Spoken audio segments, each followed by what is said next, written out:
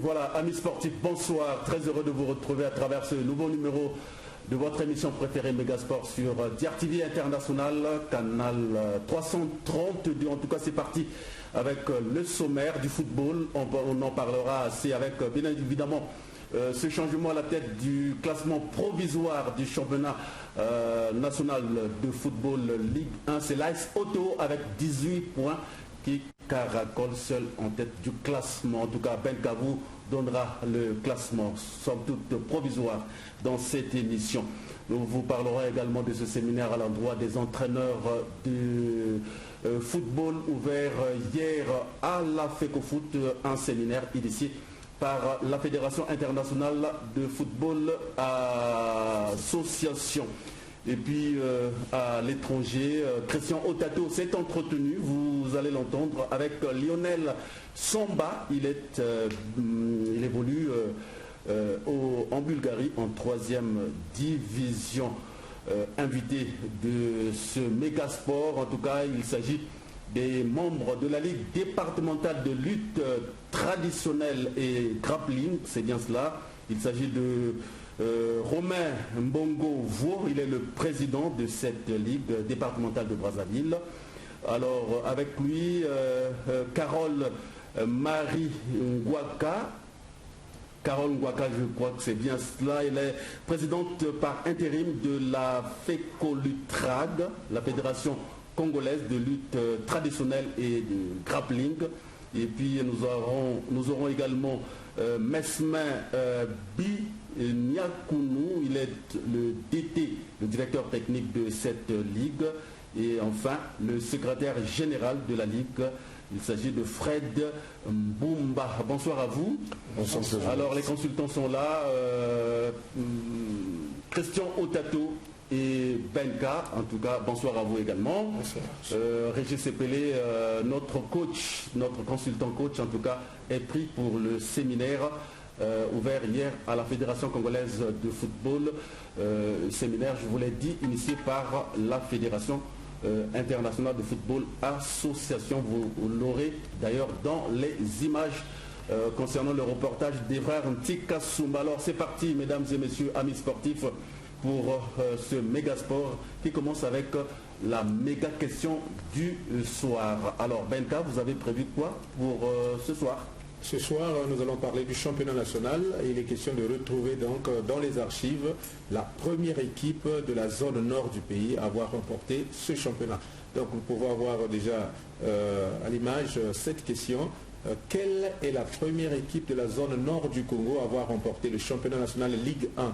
On ne parle pas assez, mais en tout cas, il y a une équipe qui l'a remporté pour la première fois. Si vous avez une idée, n'hésitez pas à nous envoyer un SMS au 06 644 11 28 ou encore sur notre page Facebook Brazzafoot où vous nous suivons en direct. Voilà, en tout cas, vous aurez, amis sportifs, peu avant la fin de cette émission, la réponse à cette question posée par Benka.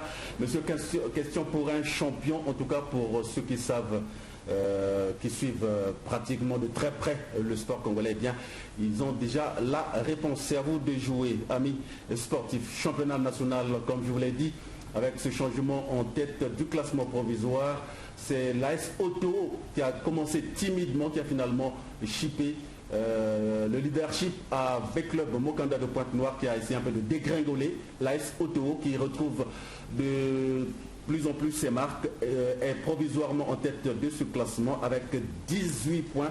Nous sommes là au sortir de la 8e journée. Alors Benka, on peut avoir avant le calendrier naturellement les résultats colmatés pour Megasport au sortir de cette 8e journée. Oui, cette rencontre se sont disputées au cours de cette 8e journée qui a débuté le samedi 23 novembre 2019. Ici à Brazzaville, il y avait donc deux rencontres. RCB a été battu par Interclub 1-2 et Cara a perdu face à la GST 0-2. Ce sont ces deux matchs qui ont donc ouvert cette 8e journée le samedi. S'en est suivi donc le dimanche 24 novembre le match Tongo FC face à Diable Noir, victoire de Diabletin 2-1. Étoile du Congo a battu Veclo Mokanda 2-0. Nico a perdu à domicile face au FC Konzo 1-2. L'AS Cheminot également a été battu à part par l'AS Auto 0-2 et AC Léopard a battu Patronage. C'était donc à Dolisie au stade Paul Sayal Boukila. Voilà donc pour ce qui est des résultats au sortir de cette 8e journée. Et avant de retrouver Benka pour le classement au sortir de cette 8e journée, avec vous Christian Otato, bonsoir. On peut déjà connaître la forme actuelle des clubs, tout au moins concernant les 5 derniers matchs. Oui, bien sûr, les résultats, nous venons à peine de les regarder et nous constatons déjà l'équipe de Kara qui est méconnaissable. Elle a perdu 3 fois consécutivement. Donc depuis la 6e journée, l'équipe de Kara n'a plus glané le moindre point. Et si la régie peut déjà nous présenter cette image qui dévoile la forme actuelle des clubs, nous constatons bien sûr que Kara, la 6e, la 7e et la 8e journée, elle a perdu tous ses points. L'équipe de Nico Nikoye, elle a perdu carrément tous ses 5 dernières rencontres qu'elle a disputées. Tongo face à l'Interclub, malgré que cette formation de Tongo avait bien débuté la partie, elle a fini par se laisser emporter. Elle menait au score, elle s'est fait rattraper et devancée par l'Interclub et du coup elle a enregistré une 4e défaite consécutive, ce qui n'est pas du tout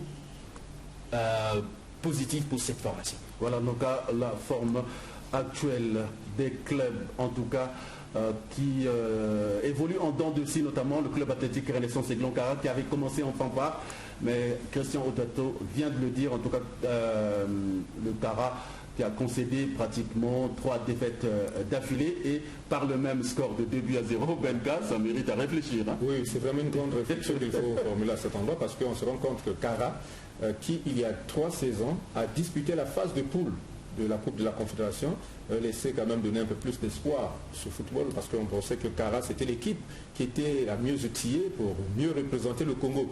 Mais nous pensons finalement que les choses ne marchent pas du côté de Kara. Alors, vous l'avez dit, quel est le problème? On se pose la même question. C'est certainement aux dirigeants de Kara de répondre à cette question parce que cela a commencé il y a pratiquement 2 ans que l'équipe est en train de perdre de vitesse sa forme. Et au fur et à mesure, on se rend compte que Kara commence bien le championnat. Les 3-4 premières journées, en tout cas, Kara est en forme. Et par la suite, c'est la dégringolade. Là, par exemple, ils avaient gagné leurs 2 premiers matchs. Ils avaient fait même un match nul lors de la 3e journée, ils ont gagné encore et par la suite c'est vraiment le chaos. 3 défaites d'affilée, on ne pourrait pas l'imaginer du club athlétique Renaissance Aiglon parce que Kara devrait jouer les premiers rôles. Vous savez tous que Kara est champion d'Afrique en 1974. Kara a disputé la phase de poule il y a 3 ans, donc il n'y a pas de raison pour que Kara se retrouve pratiquement dans le 2e tableau et que Kara puisse jouer finalement sa survie dans ce championnat qui est à peine à sa 8e journée. Voilà, en tout cas, le Kara a intérêt naturellement à se ressaisir pour le bien de ses fanatiques. Alors, Benka, vous parlez maintenant de ce classement au sortir de la 8e journée. Ce classement que nous aurons tout à l'heure à l'image, nous allons parler de Lesotho, naturellement, qui est leader avec 18 points. Et Lesotho, nous dirons que c'est lentement mais sûrement. Lesotho qui n'a pas encore perdu un seul match et qui se place finalement en première place avec 18 points. 2e, GST, c'est vraiment une équipe qui est en train de faire une bonne prestation au début du championnat. GST qui avait manqué le 4 l'année dernière. GST est à 17 points, donc à une longueur du premier. Veklo Mokanda, qui était le premier il y a une journée, est passé à la 3e place pour avoir perdu justement face à l'Étoile du Congo 0-2 et V-Club reste à la 3e place avec 16 points. Patronage 4e, c'est du surplace, toujours 14 points avec un goal average de plus 4. Diable Noir se place dans le top 5, c'est une bonne nouvelle, avec 14 points, goal average plus 2. La Célopard aussi monte, 6e avec 13 points. Kara, nous l'avons dit, fait du surplace avec 7 points, plutôt 7e avec 11 points et goal average plus 1, avec Cause aussi qui est 8e, 11 points toujours, goal average moins 2. Nous avons le Racing Club de Brazzaville, le RCB, le promu, qui est à 10 points, goal average plus 1. Interclub 10e avec 10 points, goal average moins 2.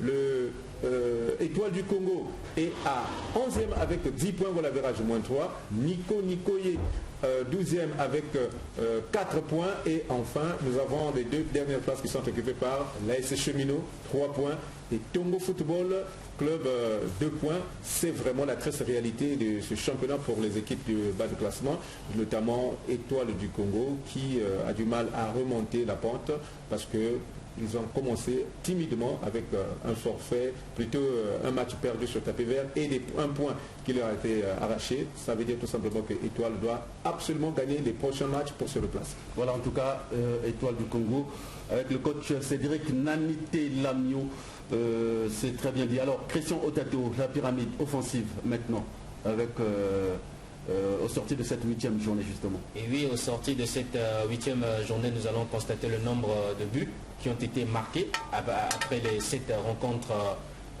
disputées. Et nous sommes déjà là à 16 buts cette saison. Donc la 8e journée, la saison passée, il y avait eu 15 buts qui étaient inscrits. Cette saison, 16, nous constatons au niveau de cette pyramide que c'est la 2e journée, donc coup sur coup, après la 7e journée ou la 7e journée plutôt, où 18 buts ont été inscrits, plus de buts que lors de la saison passée. Cette saison aussi, la 8e journée a été une journée plus offensive que celle de la saison passée. La grande question que nous allons nous poser maintenant est de savoir si la 9e journée sera semblable aux 7e et 8e journée, comme ça a été le cas pour cette saison. Voilà donc la pyramide offensive, amis sportifs, avec Christian Otato qui vous a parlé justement des différents canonniers. Alors, qu'est-ce qu'il faut retenir justement au sortir de cette 8e journée, Benka? Oui, au sortir de cette 8e journée, il faut retenir que l'AS Auto s'est installé à la première place. Et comme vous le savez, l'AS Auto, c'est vraiment un leader né. C'est une équipe qui, en à peine 6 ou 7 ans, s'est vraiment installée comme l'un des favoris de ce championnat. Et lorsque l'AS Auto prend la tête du championnat, ce n'est pas du tout pour lâcher prise. Donc, pour moi, je me dis que à partir de cette journée, les autres équipes devraient donc courir derrière AS Auto pour pouvoir débusquer ce champion qui, nous le rappelons, a déjà remporté les 2 dernières éditions. Et je regrette un peu les prestations de V-Club Mokanda, parce que V-Club Mokanda, c'est une équipe qui nous a habitués à un bon début de championnat. L'année dernière, c'était pareil. Ils ont même occupé la première place pendant longtemps. Mais par la suite, ils se sont fait rattraper. Qu'est-ce qui ne va pas? Pourquoi on gère bien le début du championnat et qu'on n'arrive pas à se rattraper lors de la deuxième phase? Même là, nous sommes encore à la première phase, mais les dernières journées sont difficiles à négocier. Ce manque de constance qui caractérise la majorité des équipes de Brazzaville ou de ce championnat national laisse à désirer, parce que le professionnalisme, c'est la constance. On ne devrait pas comme ça lâcher des points lorsqu'on a bien démarré.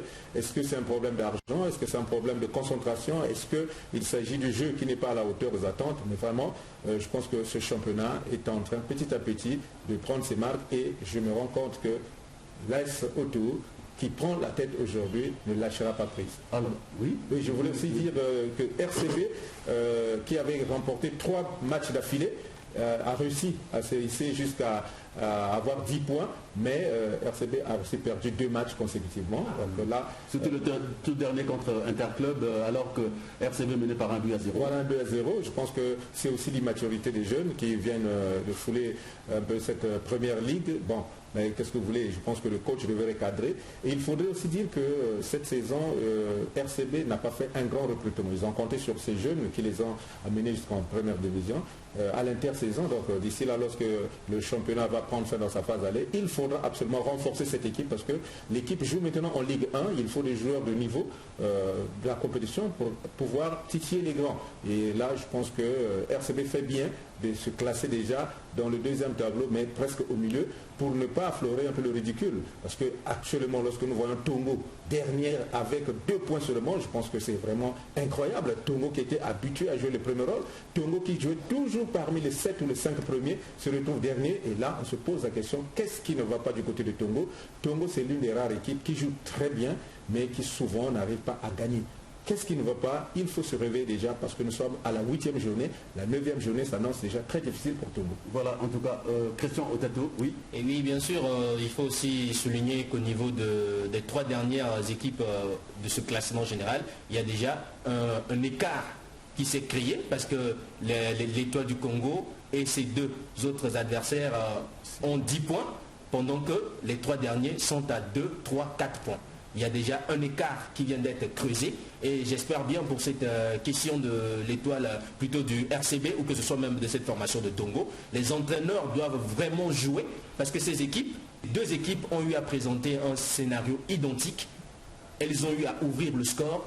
Une fois qu'elles ont pris le dessus, l'attitude des joueurs était vraiment, elle laissait à désirer sur l'aire de jeu. Ils ont commencé à jouer à un jeu de chronomètre, moindre geste, se mettre au sol et chercher à perdre du temps, à gagner du temps, alors que vous n'avez qu'une longueur d'avance. L'adversaire n'a pas aussi encore dit son dernier mot pour que vous puissiez vous laisser jouer à ce jeu. Et ce n'est pas que ces deux équipes, c'est pratiquement ce que nous constatons lors des matchs du championnat congolais de football. Dès qu'il y a la plupart des équipes, dès qu'elles prennent l'avance, c'est maintenant chercher à jouer au chrono, moindre contact, même s'il n'y a pas eu quelque chose de trop dur, se mettre à s'écrouler, à chercher à gagner du temps, ignorant que les adversaires, à chaque moment, l'entraîneur adverse peut chercher à apporter du sang neuf dans son équipe, son remplaçant peut apporter de la vivacité au niveau de ses partenaires, et dès que ce dernier, avec cette vivacité, parvient à motiver, à convaincre vraiment ses camarades que tout est encore possible, et quand cette équipe qui était menée parvient à revenir et même prendre le dessus pour regagner vraiment cette détermination avec laquelle l'on avait commencé le match, avec lequel on a pu marquer, mener au score, ça devient vraiment trop difficile. Donc je pense bien que les entraîneurs congolais doivent travailler le mental de nos joueurs sur ces attitudes qu'ils présentent à chaque fois que leur équipe mène au score. Voilà, en tout cas, merci beaucoup. Christian Otato, j'espère que le message est bien passé. Alors, le programme à présent de la 9e journée Benka, comment se présentent les hostilités dans les différents stades du pays? Oui, la 9e journée va commencer le jeudi 28 novembre 2019 avec le calendrier qui est affiché. Et une seule rencontre est au programme au stade Alphonse Massamadeba. C'est donc Étoile du Congo qui va jouer contre le Racing Club de Brazzaville. Samedi 30 novembre, toujours au stade Alphonse Massamadeba, 14h, Patronage FC Konzo, 16h, Kara, Nico Nikoye. Certainement l'occasion pour Kara de retrouver encore cette joie de remporter une victoire parce que Nico Nikoye est en train de tisser de mauvais coton. Nous l'avons vu avec les statistiques de Christian Otato tout à l'heure.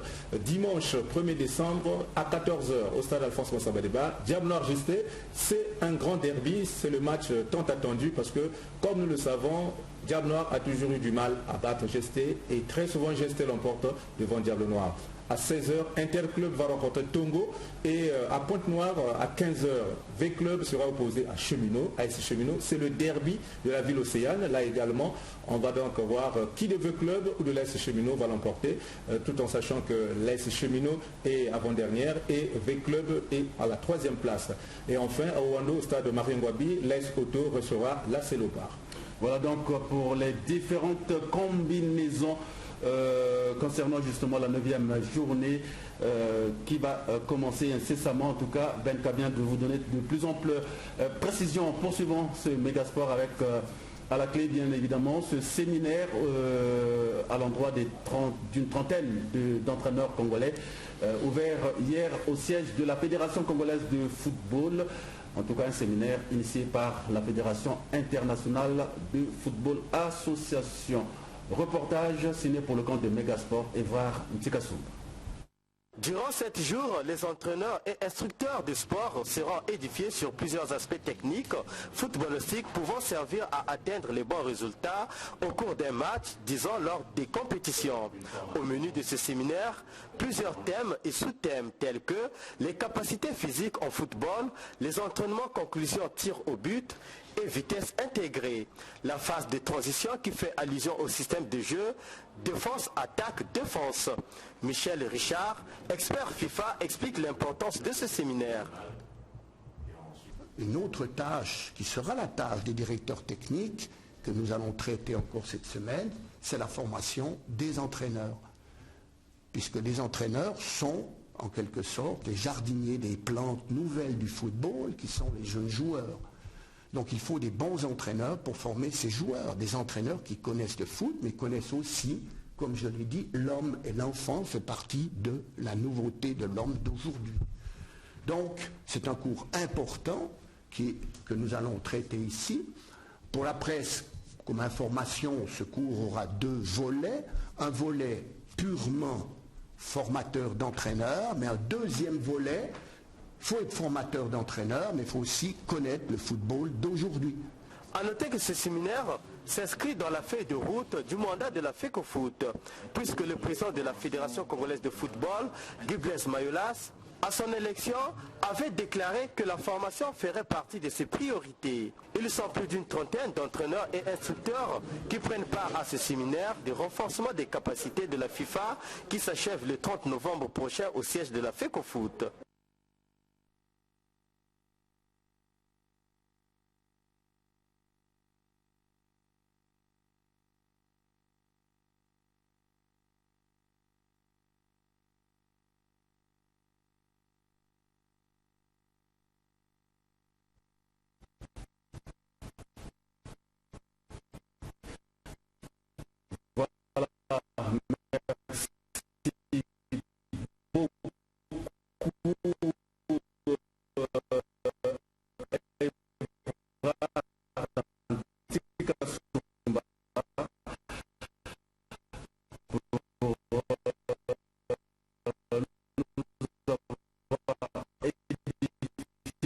Sur ce séminaire auquel vous l'avez, je crois, vu à l'image, prend part notre coach consultant Régis et Pelé. Et puis, parlons à présent de cette conférence de presse animée il y a quelques jours ici à Brazzaville. C'était au gymnase Henri Elende, proche du stade président Alphonse Massamadeba, par le président du club Caïman. Alors, la bonne nouvelle, c'est que le coach, en tout cas de Caïman, a annoncé justement le retour de cette formation dans le giron du handball brazzavillois, sinon congolais.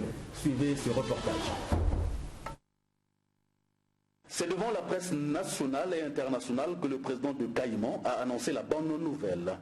Il s'agit du retour de ce club de handball version masculine dans le giron du championnat départemental de handball de Brazzaville. À couteau tiré avec la Fédération congolaise de handball, le président de ce club avait décidé de retirer Caïman du championnat de Brazzaville aux grandes dames de ses joueurs et de son public. Une année passée sans participer au championnat c'en est trop et l'heure est donc au retour. Une année passée sans participer au championnat c'en est trop, l'heure est donc au retour. Le président Potence Dan Ashley est finalement revenu au bon sentiment.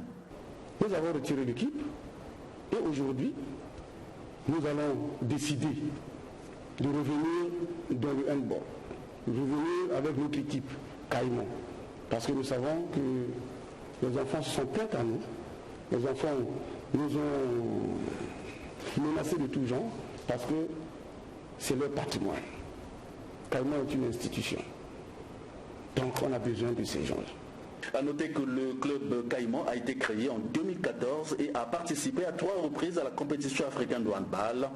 Son retrait du championnat communal de Brazzaville a privé le club de participer au championnat national. Son président Potence Dan Ashley a par ailleurs annoncé le lancement d'une équipe de dames à Pointe-Noire et des juniors pour, dit-il, préparer l'avenir de ce club mythique.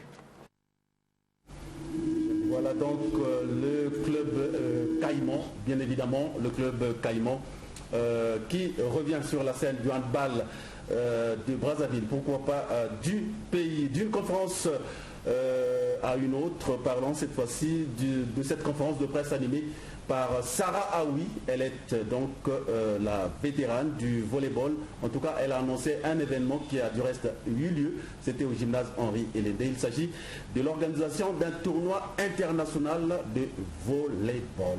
Suivant ce reportage signé Donald Degoma. C'est ici, dans ce gymnase Henri Elende, que sera donné le top ce samedi de la 12e édition du tournoi des vétérans de volleyball Brazzaville 2019.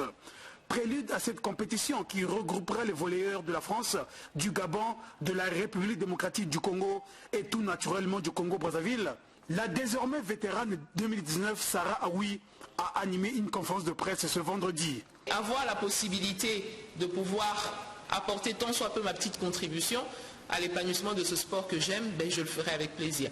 Donc voilà ma motivation première. Je veux voir le volleyball éclore, je veux voir le volleyball rayonner au niveau continental, au niveau international et voir les couleurs congolaises aussi. Parce que vous savez que c'est le sportif qui fait que notre hymne soit joué à l'étranger. Parlons justement de la confiance qui lui a été renouvelée par la Fédération congolaise de volleyball en faisant d'elle de nouveaux vétérans. Sarah Aoui est revenue sur ses ambitions. Tout à l'heure, j'ai remercié la Fédération congolaise de volleyball parce que je disais que je n'avais pas pu finir ce que j'avais prévu.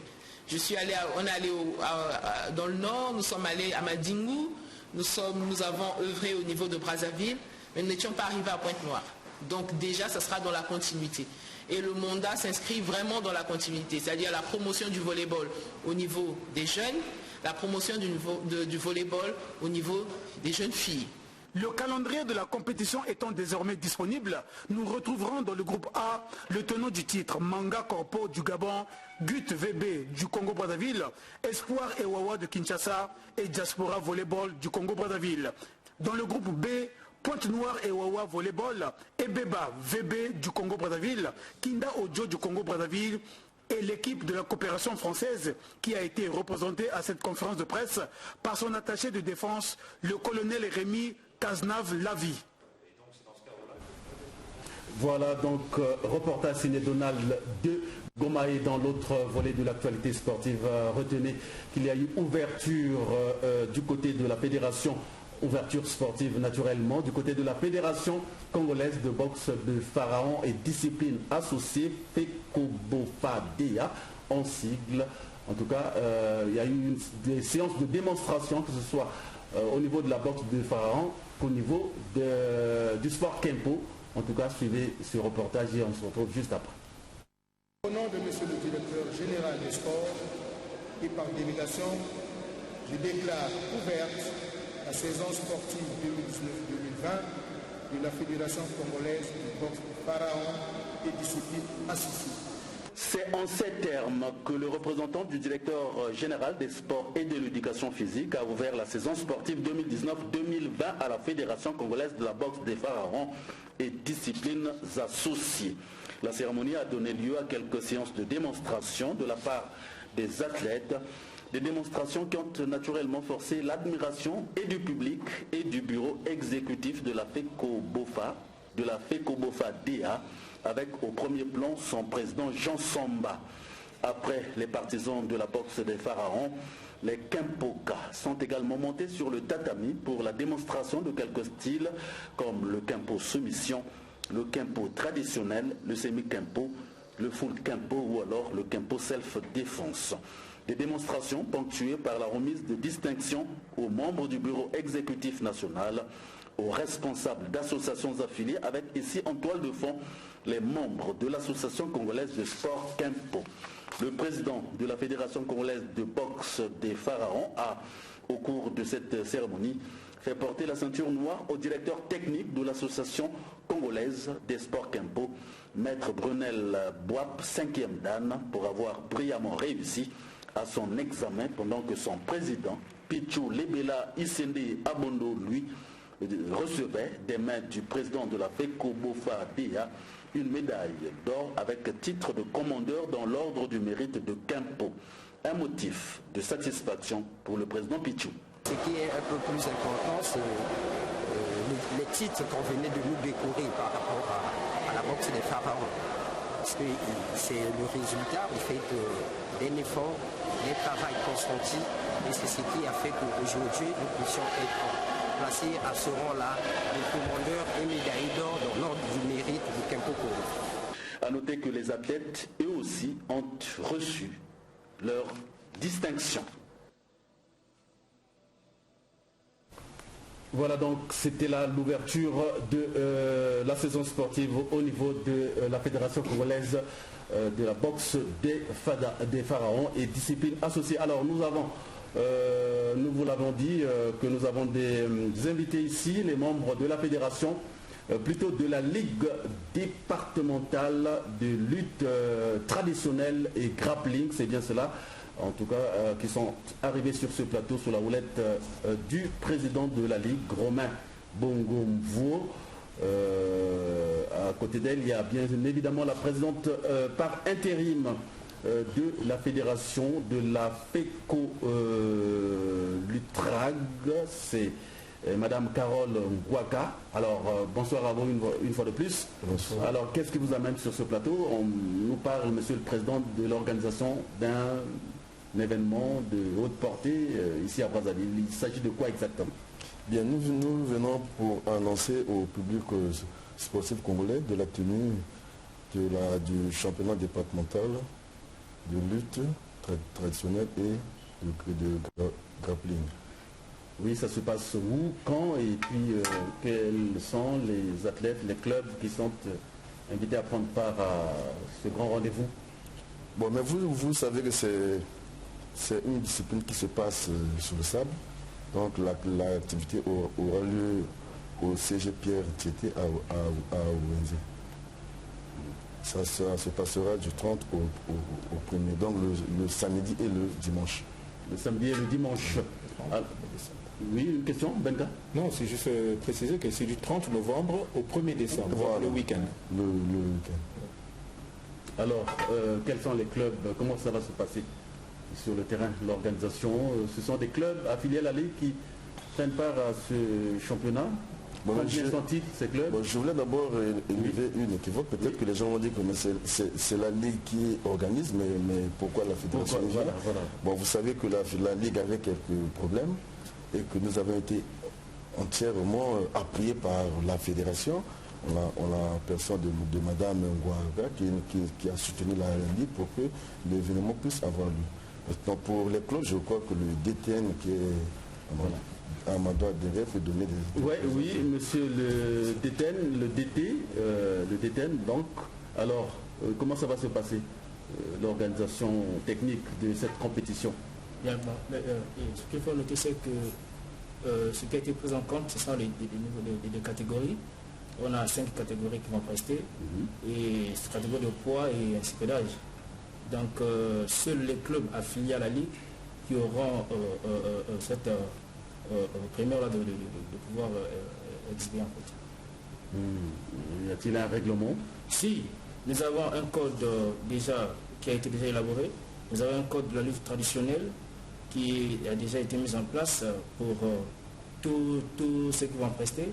Tous les compétiteurs se sont imprégnés de ce code-là. Question d'observer une bonne moralité, surtout au niveau des athlètes, et qui souvent, par ignorance de certains articles du règlement, peuvent en fait déraper un peu lors de ces activités. Voilà, en tout cas, nous avons également ici le SG de la Ligue, Fred Mbumba. Alors, tout est fin prêt du côté du point de vue administratif. Bon, merci. Du point de vue administratif, tout est en place. Et on a tout mis en place. L'activité, comme le président de souligner, va se passer du 30 novembre au 1er décembre. Donc, côté administratif, tout est fait prêt. Les clubs sont là, les athlètes tout le monde sont prêts. Donc, ça va se dérouler comme prévu. Et donc, nous avons également la présence de la présidente par intérim de la fédération, de la FECO Lutrag. En tout cas, nous l'avions cité, Madame Carole Ngouaka. Alors, quel est l'apport justement de la fédération vis-à-vis de cette ligue que vous avez toujours soutenue jusqu'à présent? Oui. Bon, comme le président de la Ligue l'a su le dire tout à l'heure, la Ligue a connu de nombreuses difficultés, surtout du côté finance, et ce depuis le décès récemment de notre président de la Ligue, le feu M. Kimbembe Godefroy, qui était mort il y a de cela 2 ans, et depuis sa mort, il y a eu un peu de difficultés, tant du niveau de la fédération que du niveau de la Ligue. Alors, comme le ministre, lorsqu'il a été nommé, nouvellement nommé, lorsqu'il avait rencontré les fédérations pour la première fois, il nous avait dit de vulgariser ce sport. Or, au niveau du Congo, ce sport est encore méconnu. Alors, on s'est dit que malgré les difficultés, et dans le cadre donc de cette vulgarisation, il fallait que la fédération puisse tout faire, malgré les problèmes de la Ligue, qu'il puisse se faire ne fût-ce qu'un championnat départemental. Parce que on nous a demandé aussi au niveau des fédérations de produire un rapport d'activité 2019. Or, dans ce rapport, compte tenu des difficultés qu'il y a eu, nous n'avons pas fait organiser beaucoup de choses. Et c'est pour cela qu'on s'est dit qu'il fallait appuyer la Ligue dans sa démarche, et dans l'organisation et tout. Actuellement, nous sommes déjà prêts. L'activité va donc se dérouler comme ils ont dit à la date prévue. Les banderoles sont déjà mises en place dans les ronds-points. Donc, en tout cas, c'est ça, quoi. Une question de vulgariser justement ce sport, vous l'avez dit, qui est très peu connu.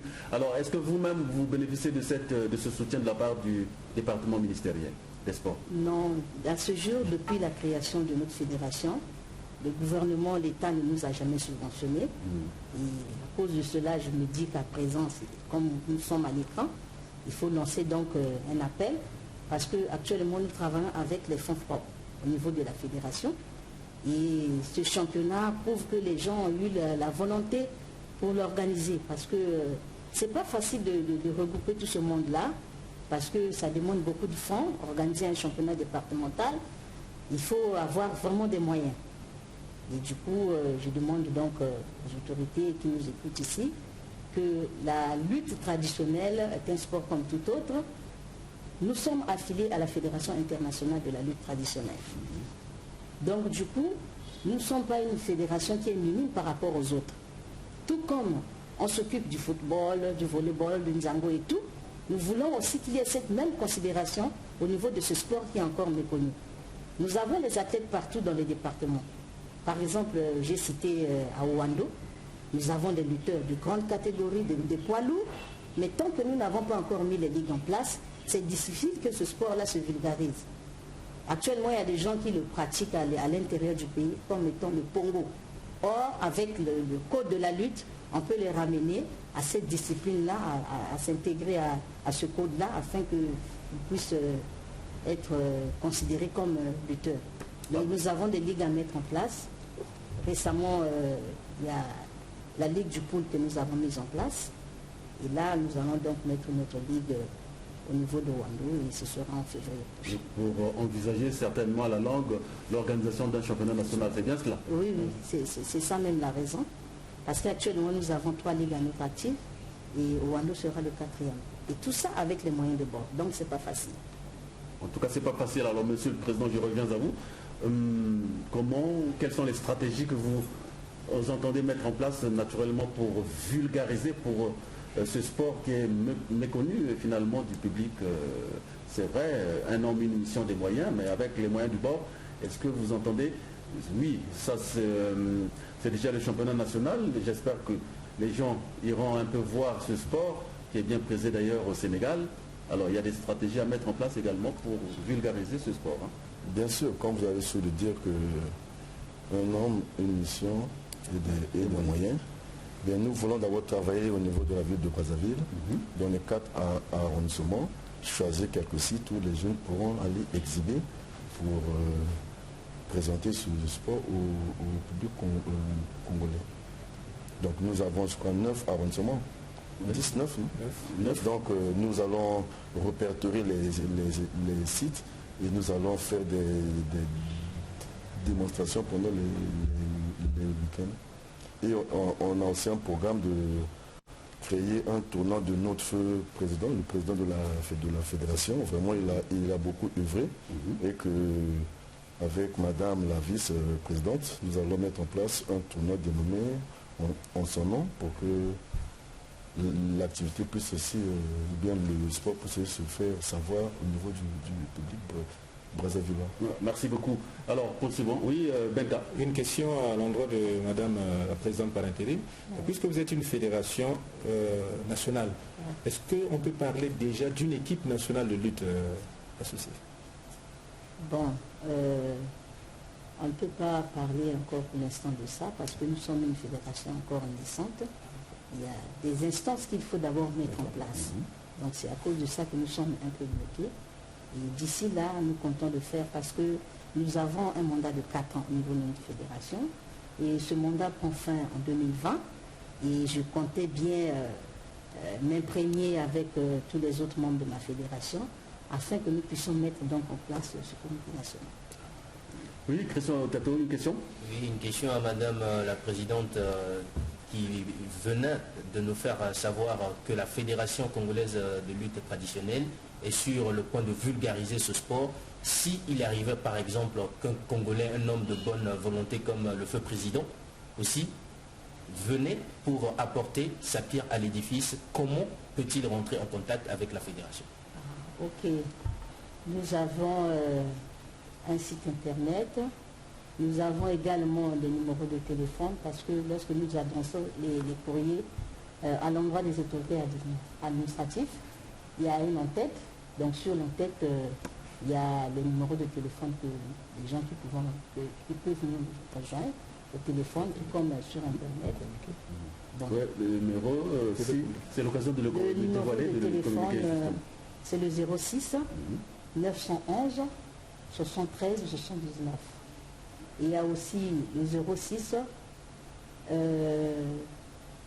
632 98 77. Et avec ces deux numéros, on peut nous joindre au téléphone.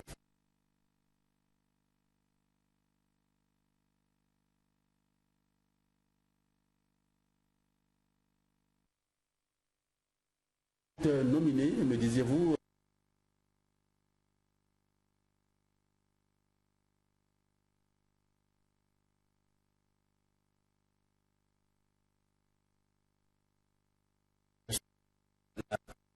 Africaine de...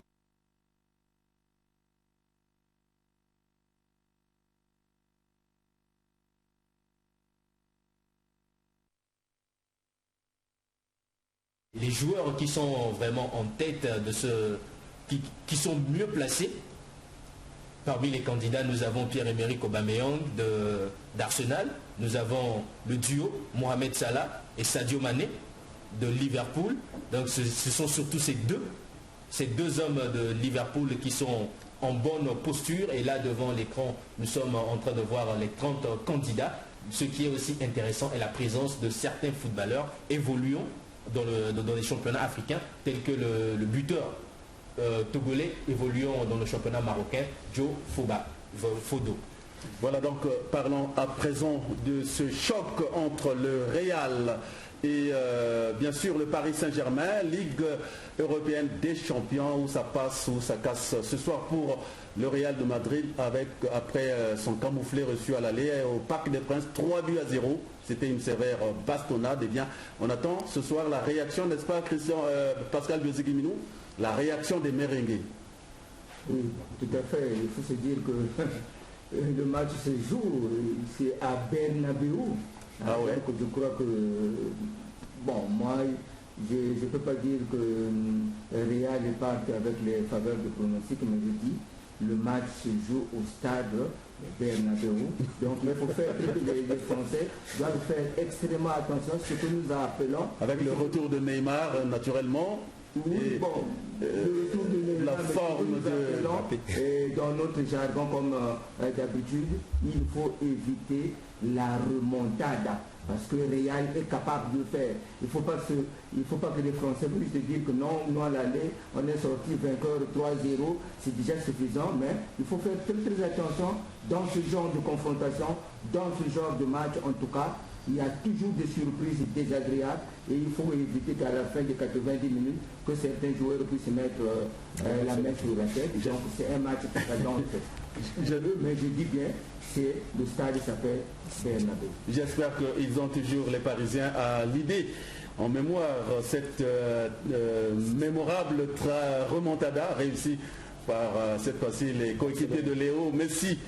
C'était après une sévère bastonnade également au Parc des Princes. En tout cas, bonne chance à toutes les deux équipes. Alors, Christian Otato, nous allons très rapidement ouvrir la page de la diaspora et on commence à tout honneur par Ravi Tchouka.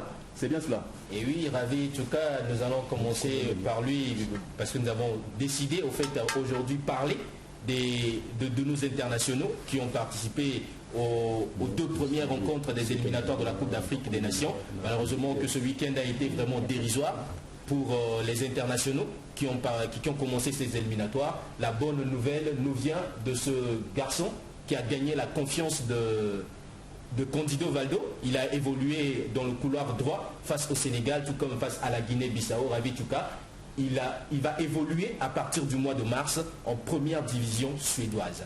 Donc il était cette saison, puisque en Suède, ils commencent la saison en mars et ils terminent en novembre. Donc du mois de mars au 3 novembre dernier, il a évolué en deuxième division avec un club suédois. Et j'espère bien, si les téléspectateurs sont en train de parcourir les écrits, ils auront une idée de son parcours. Et c'est effectivement son parcours de cette année civile 2019 qui a convaincu le club de Helsingborg à pouvoir s'attacher ses services. À partir de la saison prochaine, Ravi Tuka sera un homme de première division. Alors, après Ravi Tuka, on parle à présent de Fernand Mayembo. Bien sûr, Fernand Mayembo qui fait partie des quelques Congolais qui ont joué, puisqu'il a joué hier. Son club a cartonné hier face à l'équipe de Guingamp, 4-0. Un score lourd vraiment que cette formation du Havre a donné. Une sentence, un match à l'issue duquel Mayembo a été actif. Lui et l'avant-centre Sylvain Gavola sont ceux qui ont eu à disputer, à jouer en intégralité toutes les rencontres de leur club, sauf que la mauvaise nouvelle du côté de Ngavola est qu'il n'a pas pu, il avait la balle de match, offrir la victoire à son équipe, sauf que la chance n'a pas été de son côté cette fois-ci. Il n'a pas pu enchaîner avec son compteur, faire monter son compteur de but. Il a raté le penalty lors de matchs qui a opposé son club, le VL Bohum, au Snabrook. Donc le score s'est terminé sur un score de parité d'un but partout, alors que les autres Congolais, c'était carrément méconnaissable, tel que le buteur Prince Ibarra, le premier buteur congolais ici lors de la confrontation face à la Guinée-Bissau. On a été étonné de voir qu'est-ce qui a fait, est-ce la fatigue qui a fait à ce qu'il puisse rentrer à quelques minutes de la fin du match ce week-end avec son club en deuxième division belge. Voilà, en tout cas, vous avez également Christian Otato sélectionné pour le plaisir de nos téléspectateurs quelques séquences de buts, des chefs-d'œuvre réussis par nos binationaux. Vous commencez par Gabriel Charpentier, lui, il évolue en Italie en 3e division. Oui, il est en 3e division, un natif de 1999, ce jeune avant-centre qui est avec l'US Avellino. Il a été vraiment décisif ce week-end, si l'on pouvait même déjà regarder les images sur le premier but de son équipe. On peut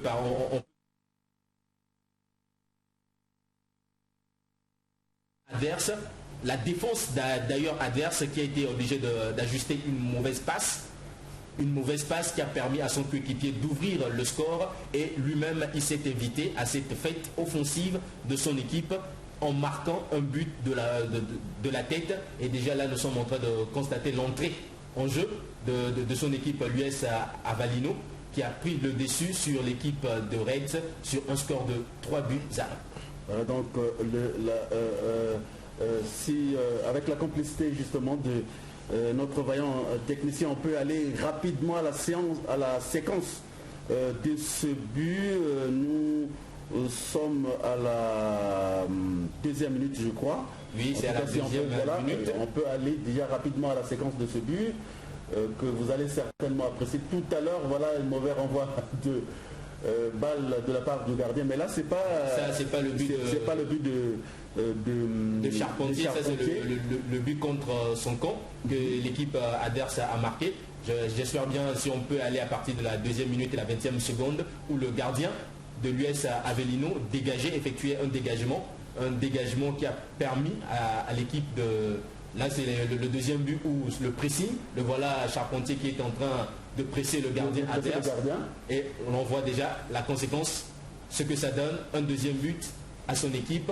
Et maintenant nous allons découvrir le but de Charpentier. Le but de Charpentier qui commence à partir de la 2e minute et ça sera la relance du gardien, je crois. Oui, la relance de son gardien.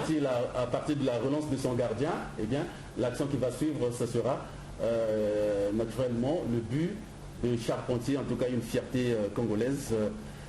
Il évolue en 3e division en Italie. Voilà, donc voilà, vous allez voir la relance du gardien, et puis c'est l'action qui va entraîner, voilà, le but de Charpentier. Le voilà d'ailleurs qui résiste. il évite à ce que la défense puisse lui chipper le ballon. Rapidement, il va se repositionner et il réceptionne ce centre pour marquer le 3e but de son équipe. Voilà, en tout cas, merci beaucoup Christian Otato. Alors après Charpentier, on passe à Offrande Nzanzala, c'est bien cela? Bien sûr, Offrande Nzanzala, un natif d'ailleurs de Brazzaville qui évolue en Angleterre en 3e division aussi, avec la Crimton Stallé. Il était d'ailleurs sur le banc de touche, il est rentré en jeu et il s'est invité au spectacle offensif de son équipe qui n'a pas eu vraiment pitié du FC Bolton, car ils ont cartonné 7 buts à 1 et il s'est offert un doublé à l'issue de cette rencontre. En tout cas un doublé qu'on peut certainement, là je crois que c'est un penalty, oui. L'arbitre qui était en face de l'action n'a pas lésiné, il attend que accordé avec à la clé bien sûr un carton rouge. Double pénalité pour cette formation de Bolton. Alors là, on peut également voir la séquence de but d'Offrande Nzanzala, je crois. Ce sont les 2 derniers buts. Offrande Nzanzala a marqué les 6e et 7e buts de cette rencontre. Donc j'espère bien qu'on peut tout droit filer vers cette action. Oui, elle sera plus intéressante. Voilà, en tout cas, on va certainement filer droit vers cette action. Les 2 dernières, certainement, qui ont entraîné justement l'ouverture de... Peut-être pas l'ouverture, mais en tout cas, Nzanzala qui a enfoncé le clou en marquant le 6e et le 7e but, c'est bien cela? Bien sûr. De son équipe, qu'il a largement emporté. Là, c'est donc le festival offensif qui se poursuit. Le festival offensif qui se poursuit. Donc c'est bien sûr, après ces actions, c'est sur des balles, sur des centres que Offrande Nzanzala a eu à marquer, donc ce qui veut dire que les couloirs de cette défense de Bolton laissaient vraiment à désirer. Voilà, en tout cas, et dans la foulée, Christian Otato, vous vous êtes également entretenu, et c'est notre entretien du jour, avec Lionel Samba, lui qui évolue en Bulgarie en 3e division, c'est bien cela? C'est bien cela, le sociétaire du Lokomotiv Djanovo a accepté, a voulu parler avec les téléspectateurs de Megasport, puisque la première partie de la saison a pris fin en Bulgarie. Il a été récompensé. C'est effectivement suite à sa récompense, il figure dans le 11 type de cette première partie. Il a été récompensé comme parmi les meilleurs défenseurs de cette saison. Il a accepté se faire connaître à nos téléspectateurs. Nous allons donc écouter la voix de Lionel Samba. Voilà, on l'écoute et on se retrouve juste après.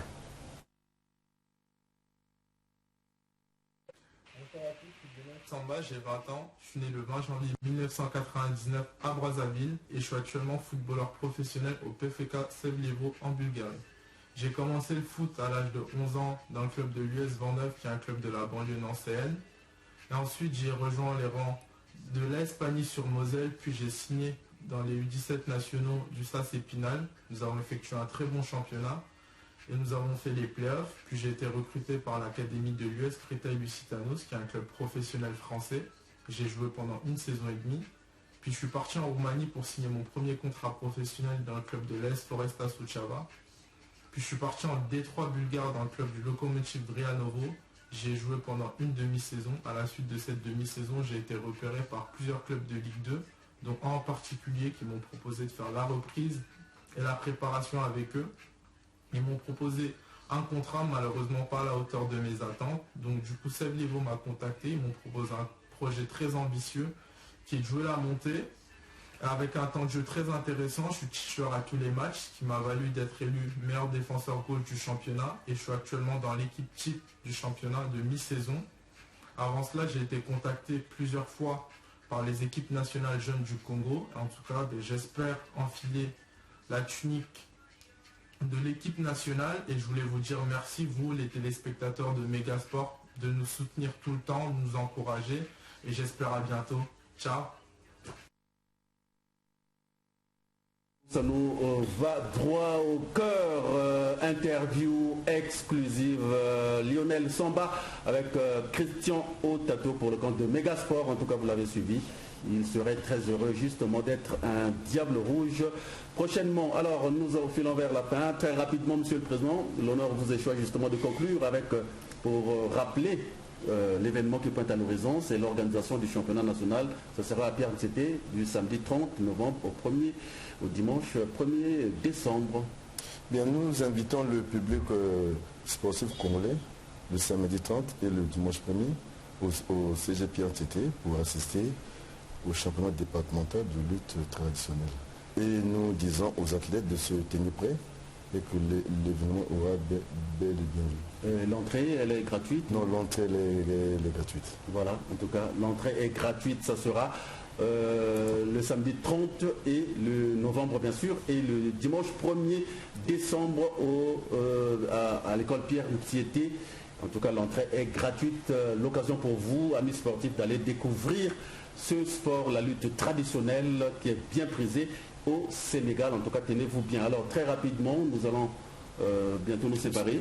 Oui, madame la présidente m'a dit. Oui, madame, à tout honneur, à tout seigneur, tout honneur. Madame la vice-présidente de la PECOLUTRAG, l'honneur vous échoue également de dire un mot en termes de conclusion. Ok, en termes de conclusion, je peux dire ceci que je félicite les athlètes pour leur engouement parce que malgré le temps mort qu'il y a eu au niveau des activités, ils n'ont ménagé aucun effort. Ils étaient toujours là en train de s'entraîner durement.